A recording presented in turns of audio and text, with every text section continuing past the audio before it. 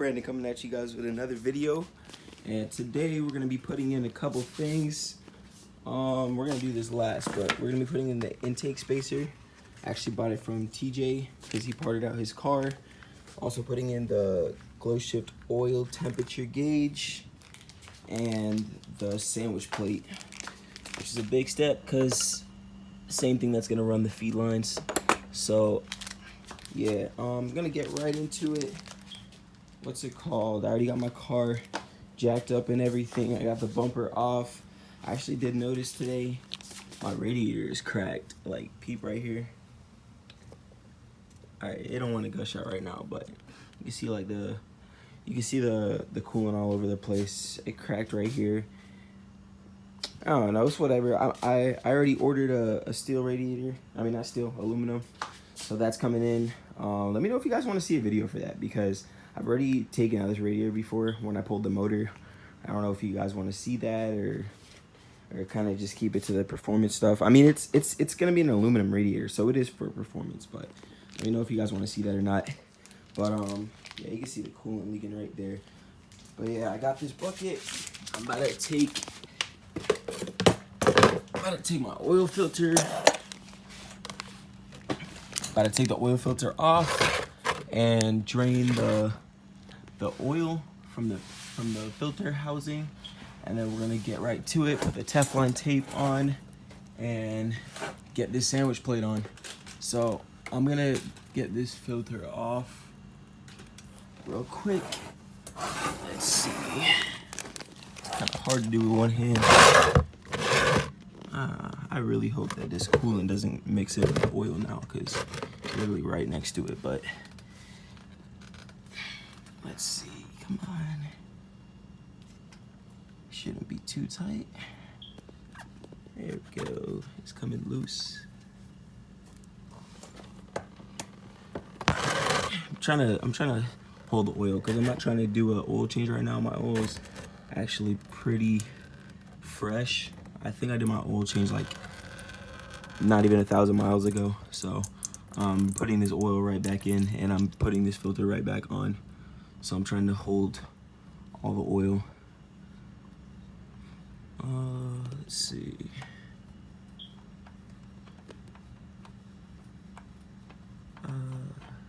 There we go. Now it's dripping heavy. There we go.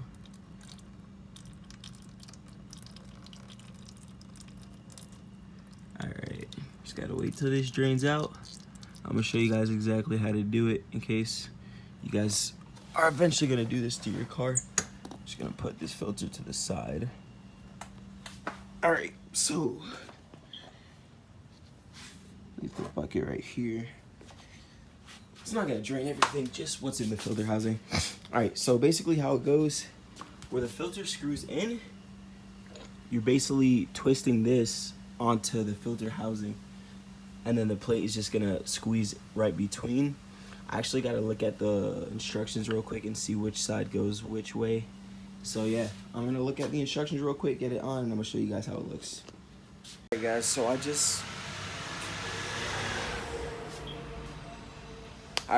just got the sandwich plate on. I'll show you guys real quick. Let's see. Yeah, if you guys are doing this, don't over tighten the screw that goes to the housing. But yeah, that's how it looks. I have the other three plugged with the Teflon tape, but I might just I might plug this one and then use this one instead, because the sensor is like, it's not long, but it sticks out, and I don't want it to hit some shit. So I think I might move this one down here. Haven't put the oil back in the car, so yeah, we're just waiting to do that. I soldered these wires. I'm not really good at soldering, so don't judge my soldering, but what's it called? So I soldered these wires. I'm just gonna shrink wrap them real quick, that way this doesn't touch anything and short out. And then the ground doesn't even need to be that long. I think I'm gonna take the ground and connect it somewhere like right here, something like that. Like, it can be anywhere on the frame, and it doesn't really need to go up top, to be honest. I just need it touching some metal. That's gonna ground it well. And then the white is gonna, the white is the one that's really long. That's the one that's gonna take a little while to run. I'm gonna have to run that one through the fender. So I'm gonna do that one last. So I'm gonna go ahead and shrink wrap these wires. Once I get it shrink wrapped, I'm gonna kind of measure how long I'm gonna need the positive, because I didn't cut it because I have like the roll. I'm tripping. My camera's not even in focus. All right, I didn't cut it because I don't know how much I'm gonna need, but I have a lot right here. I think I might need a lot of it, like maybe like 5 feet, 7 feet, because it's gonna come all the way up, and then it's gonna come up through the fender, down, and up into the gauge pod. So it's gonna take a lot of like, it's gonna be a long wire. It's gonna be a really long wire. So I'm gonna make the black one short, ground that, and then see how long I'm gonna need the red one to be. So I'm gonna go ahead and shrink wrap these real quick. Let me see if I can actually, yeah. All right, as you can see, guys, running the sensor wire through the fender. I really hate running wires through here. Why? It's so tight, and it's hard to get it all the way through the grommet, because the grommet is just like packed. Ever since I did the battery relocation and I got this thick blue wire, everything is just a pain to get through. But it's coming through, so I'm about to go and pull it through the other side. But yeah, I'm gonna show you guys the finished product. So, excuse my car, it's pretty dirty right now, but as you can see, that's where the grommet comes through, right by the clutch pedal.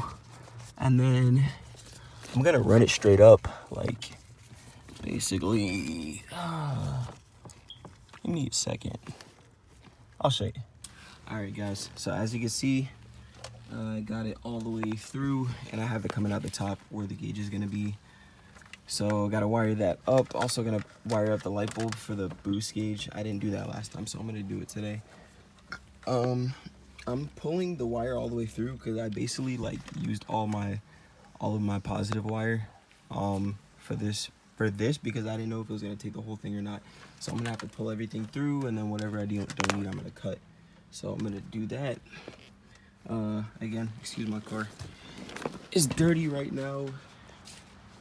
But before I start cutting or anything, I'm about to some zip ties and zip tie the wire where it comes around. I'm just gonna zip tie it to the subframe and like tuck it into the corner so it's not just sticking out. It doesn't catch on anything like the belt. So I'm gonna tuck it real quick, and then yeah. So I put the ground right over here on the subframe. I took some sandpaper and a metal wire brush and grinded it down, so it's like it's perfect contact. There's no black paint. You can see it goes straight over as the negative, and the sensor wire is ran straight up. And where's my keys? I'll show you guys it because it's working now.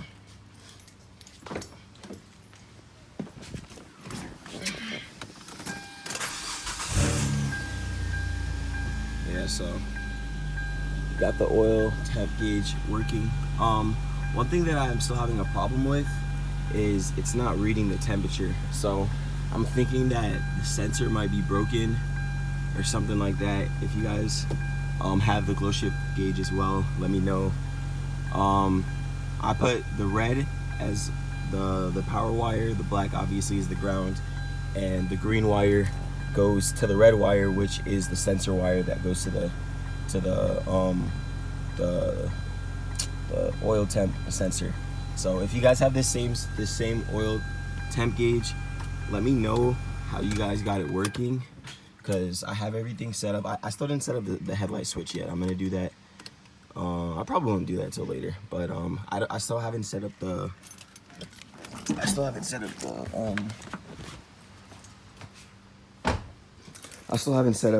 headlight switch. But everything with the temperature gauge is set up. I'm gonna mess with that later, so we're about to get this intake spacer put in. So I'm gonna get right to it and take the take the intake manifold off. All right, guys, so you can see I basically just got it off. I honestly thought I was gonna have to take off the whole thing, but I literally just got the top loose and I pulled it out. So I'm about to slide this one in and it should be good to go. So yeah, let's see. I don't know if I'm supposed to keep the gasket on or not, but I feel like it's gonna make a gap, so I'm gonna take the gasket out. Let me know what you guys did when you put yours on.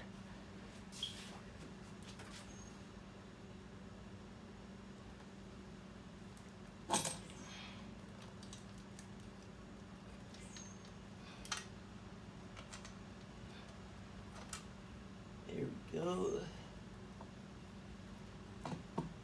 That's pretty much it. Just gotta make sure everything's tight now.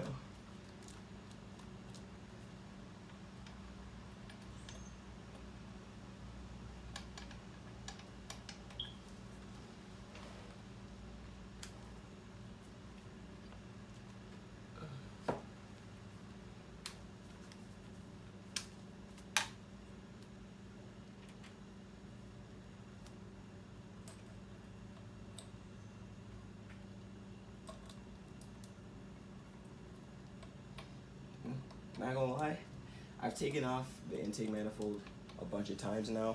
I remember the first time I took it off, it probably took me all day. It's a lot of screws that are deep down there. Especially if it's your first time taking it off, it'll probably take a long time, but it's easy to get off.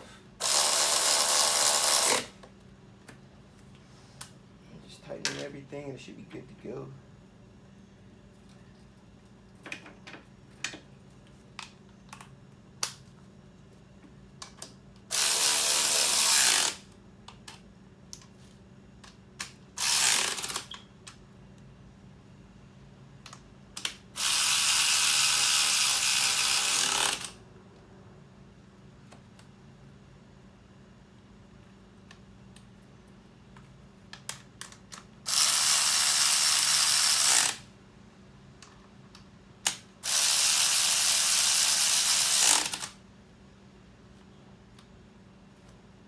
Hey, what's it called? If you guys don't have one of these automatic ratchets, you should get one. These save so much time. It's crazy. These will save you so much time.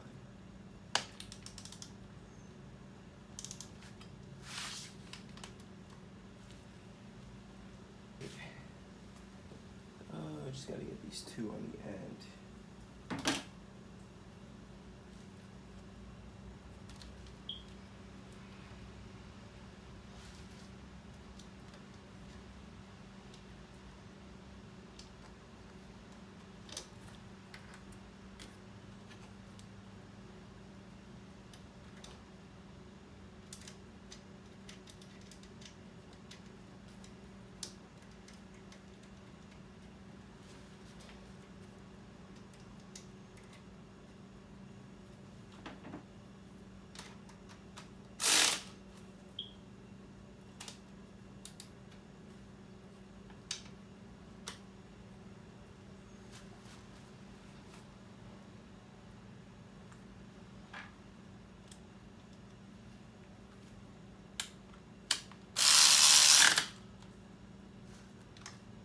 I think that's it.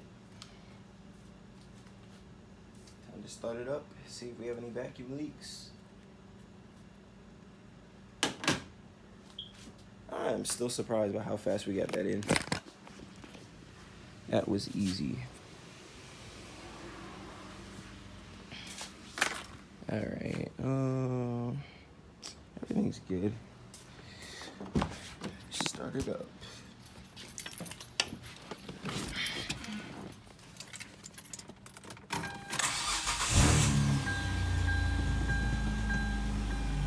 All right, so yeah, everything's running. Everything looks to be fine. Let me check. Everything's good. So yeah, that's pretty much it for today, guys. Intake spacer, the sandwich plate, and the oil temp gauge.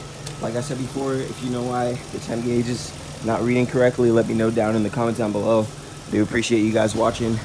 For that, don't forget to comment, like, and subscribe, and follow me on Instagram, slump_Brandon. That's my main. Slump_boosted is the boost page.